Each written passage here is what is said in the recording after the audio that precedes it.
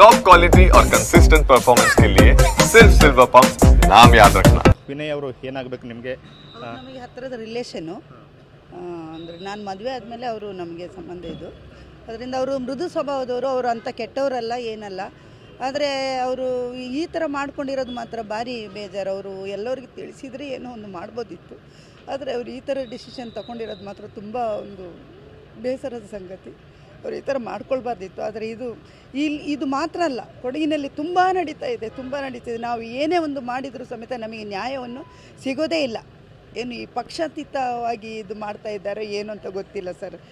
ನಾವು ನ್ಯಾಯ ಕೇಳಬೇಕಂದ್ರೆ ಹೇಗೆ ಕೇಳೋದು ಅಂತಲೇ ಗೊತ್ತಾಗೋದಿಲ್ಲ. ಎಲ್ಲಿ ಹೋದರೂ ಸಮೇತ ನಮಗೆ ಹಿನ್ನಡೆನೇ ಹೊರತು ನಮಗೆ ಯಾವ ಇದರಲ್ಲೂ ಇಲ್ಲ. ಆವಾಗ ಬೇರೆ ಒಂದು ಇದರಲ್ಲಿ ಆಯಿತು, ಆವಾಗಲೂ ಅಷ್ಟೇ ನಮಗೆ ಯಾವ ನ್ಯಾಯ ಸಿಗೋದು ಇಲ್ಲ ಅಂತ ಅನ್ನೋ ನಂಬಿಕೆ ಇದೆ. ಆದರೆ ಇದರಲ್ಲಿ ಮಾತ್ರ ಸಿಗಲೇಬೇಕು ಅನ್ನೋ ದೃಢ ನಿರ್ಧಾರದಲ್ಲಿ ನಾವೆಲ್ಲ ಇದ್ದೀವಿ.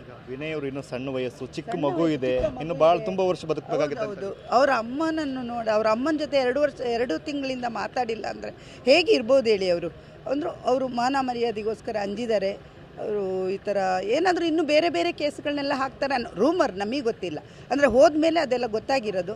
ಹಾಗೆಲ್ಲ ಹಾಕಿದರೆ ಹೇಗೆ ಜೀವನ ಅನ್ನೋ ಒಂದು ರೀತಿಯಲ್ಲಿ ಅವರು ಹಂಗೆ ಮಾಡ್ಕೊಂಡಿದ್ದಾರೆ. ಮಾಡ್ಕೋಬಾರ್ದು, ಇದ್ದು ನಾವು ಜಯಿಸಬೇಕಿತ್ತು, ಏನು ಮಾಡೋಕ್ಕಾಗೋದಿಲ್ಲ.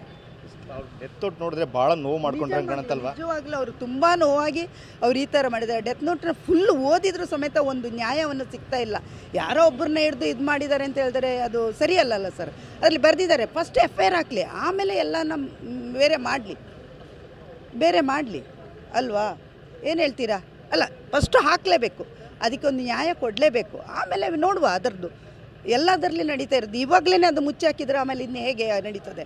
ಅದರಿಂದ ಆಗಲೇಬೇಕು ಅನ್ನೋ ದೃಢ ನಿರ್ಧಾರ ನಾವೆಲ್ಲ ಇದ್ದೀವಿ. ಅವರಿಗೊಂದು ನ್ಯಾಯ ಸಿಗಲೇಬೇಕು. ಆ ಮಗುಗೆ, ಅವರು ಮಿಸ್ಸಸ್ ಅವರಿಗೆಲ್ಲ ದೇವರು ಶಕ್ತಿ ಕೊಡಲಿ ಅಂತ. ವಿನಯ್ ಅವರ ಸಾವಿಗೆ ಯಾರು ಹೊಣೆ? ಈಗ ಇನ್ನೂ ಭಾಳ ಸಣ್ಣ ವಯಸ್ಸಿನ ಒಬ್ಬ ಯುವಕ ಮೃತಪಟ್ಟಿದ್ದಾರೆ. ಯಾರು ಇದಕ್ಕೆ ಯಾವ ರೀತಿ ನ್ಯಾಯ ಸಿಗಬೇಕು ಅಂತ?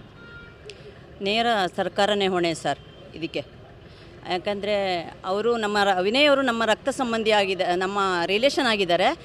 ಅವರ ನಮ್ಮ ಒಡನಾಟ ಸುಮಾರು ಒಂದು 5 ವರ್ಷದಿಂದ ನಮ್ಮ ಸಂಬಂಧದಿಂದ ಮದುವೆಯಾಗಿ ನಡೀತಾ ಇದೆ. ನಮಗೆ ಅವರ ಬಗ್ಗೆ ಏನೂ ಒಂದು ಇದಿಲ್ಲ. ಇದು ಬೈಫೋರ್ಸ್ ಅವರಿಗೆ ಕಿರುಕುಳ ತಾಳಲಾರದೆ ಅವರು ಈ ಸ್ಥಿತಿಗೆ ಆತ್ಮಹತ್ಯೆನ ಮಾಡ್ಕೊಂಡಿದ್ದಾರೆ ಸರ್. ವ್ಯಕ್ತಿಗತವಾಗಿ ಹೇಗಿದ್ರು ವಿನಯ್? ಎಲ್ಲರೊಟ್ಟಿಗೆ ಆತ್ಮೀಯತೆ, ಮತ್ತು ಅವ್ರಿಗೆ ಹೇಗೆ ಆತ್ಮಹತ್ಯೆ ಮಾಡ್ಕೊಳ್ಳೋಷ್ಟು ಎಕ್ಸ್ಟ್ರೀಮ್ಗೆ ಹೋಗ್ತಾರೆ ಅಂತಂದರೆ ಏನಾಯಿತು ಅಂತ? ಅವರು ಆತ್ಮಹತ್ಯೆ ಮಾಡಿಕೊಳ್ಳುವಂಥ ವ್ಯಕ್ತಿನೇ ಅಲ್ಲ, ತುಂಬ ವಿನಯ ಅಂತ ಹೆಸರಿದೆ, ವಿನಯವಾಗಿ ನಡ್ಕೊಂಡಿರುವಂಥ ವ್ಯಕ್ತಿ. ಅವರೊಂದು ಪಕ್ಷದ ಜೊತೆ ಅಂದರೆ BJP ಜೊತೆ ಗುರುತಿಸ್ಕೊಂಡಿದ್ರು. ಸೊ ಅದರಿಂದನೇ ಟಾರ್ಗೆಟ್ ಮಾಡಲಾಯಿತು ಅಂತ ಅನ್ಸುತ್ತಾ? ಏನು ಹೇಗೆ? ಹೌದು, ಯಾವ ರೀತಿ ನ್ಯಾಯ ಸಿಗಬೇಕು ಅವರಿಗೆ ಇವತ್ತು ಅವರ ದೇಹವನ್ನು ಇಲ್ಲೇ ಇಟ್ಟಿದ್ದಾರೆ ಅಲ್ವಾ? ಅವರಿಗೆ ಇವತ್ತು ನ್ಯಾಯ ಸಿಗಲೇಬೇಕು. ಯಾಕೆಂದರೆ ಅವ್ರದ್ದು ಕೊನೆಯ ಆಸೆನೂ ಅದೇ ಆಗಿತ್ತು. ಆ ಆಸೆಗೋಸ್ಕರ ಅವ್ರನ್ನ ನಿನ್ನೆ ರಾತ್ರಿ ನಾವು ಇಲ್ಲೇ ದೇಹವನ್ನು ಇಲ್ಲೇ ನಾವು ಇರಿಸ್ಕೊಂಡಿದ್ದೋ.